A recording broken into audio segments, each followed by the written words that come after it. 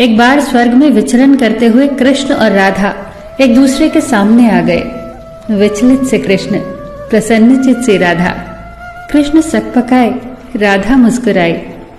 इससे पहले कि कृष्ण कुछ कह पाते, राधा बोल उठी, कैसे हो द्वारिकाधीश।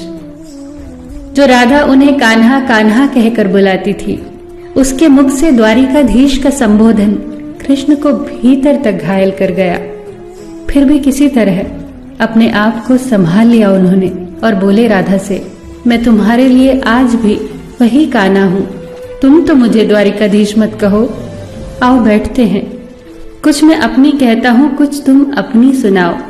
सच कहूं राधा, जब जब भी तुम्हारी याद आती थी, इन आंखों से आंसुओं की बूंदें निकल आती थी। राधा बोली, मेरे साथ ऐसा कुछ नहीं हुआ। न तुम्हारी याद आई, न आंखों से आंसू बहा, क्योंकि हम कभी तुम्हें भूले ही कहां थे। जो तुम याद आते, इन आंखों में तो सदा तुम ही थे। कहीं आंसुओं के साथ निकल न जाओ, इसलिए रोते भी नहीं थे। कान्हा, प्रेम से अलग होने पर तुमने क्या खोया, इसका एक आईना दिखाऊं तुम्हें। कुछ कड़वे सच प्रश्न सुन पाओ तो सुनाऊं। कभी सोचा है इस तरक्की में तुम कितने पिछड़ गए। यमुना के मीठे पानी से जिंदगी की शुरुआत की और समुद्र के खारे पानी तक पहुंच गए। एक उंगली पर चलने वाले सुदर्शन चक्र पर भरोसा कर लिया और 10 उंगलियों पर चलने वाली बांसुरी को भूल गए। कान्हा, जब तुम प्रेम से जुड़े थे तो जो उंगली गोवर्धन पर्वत उठाकर लोगों को विनाश से बचाती थी, प्रेम से अलग होने पर वही उंगली क्या क्या रंग दिखाने लगी। सुदर्शन चक्र उठाकर विनाश के काम आने लगी। कान्हा और द्वारिकाधीश में क्या अंतर होता है बताऊं?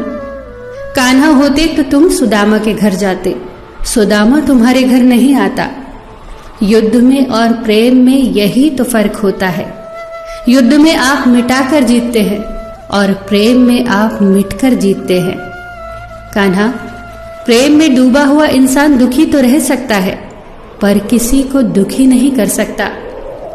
आप तो कई कलाओं के स्वामी हो, स्वप्न दूरदृष्टा हो, गीता जैसे ग्रंथ के दाता हो, पर आपने ये क्या निर्णय लिया?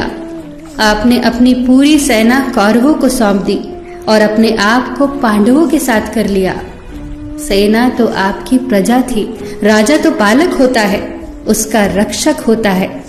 आप जैसे महाज्ञानी उस रथ को चला रहे थे जिस पर बैठा अर्जुन आपकी प्रजा को ही मार रहा था। अपनी प्रजा को मरते देख आप में करुणा नहीं जगी, क्योंकि आप प्रेम से शून्य हो चुके थे।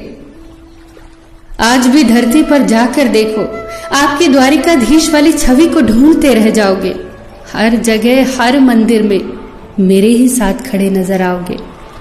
मैं जानती हूं कान्हा, लोग गीता के ज्ञान की बात करते हैं, उसके महत्व की बात करते हैं, पर धरती के लोग युद्ध वाले द्वारिकाधीश पर नहीं, प्रेम वाले कान्हा पर भरोसा करते हैं। गीता में मेरा दूर दूर तक नाम नहीं है, पर आज भी लोग उसके समापन पर राधे राधे कहते हैं। ये कहानी काल्पनिक जरूर है, पर इसके भीतर छिपी सीख बहुत महत्वपूर्ण है। श्री कृष्ण के पास कभी किसी प्रश्न का उत्तर ना हो, ऐसा तो हो ही नहीं सकता, परंतु राधा द्वारा लगाए गए प्रश्न चिन्हों पर कान्हा मौन रहे। यही तो है प्रेम में समर्पण का भाव। पराक्रम में हमें हर किसी को हराना होता है, तब भी हम जीतकर भी हार जाते हैं, परंतु प्रेम में एक ही कईयों का दिल जीत लेता है। सही कहा है कि छोटी सी उंगली पर पूरा गोवर्धन पर्वत उठाने वाले भगवान श्री कृष्ण छोटी सी बांसुरी को दोनों हाथों से पकड़ते थे। फिर मिलेंगे दोस्तों अगली कहानी के साथ। तब तक के लिए अपना ख्याल रखना और हमेशा मुस्कुराते रहना।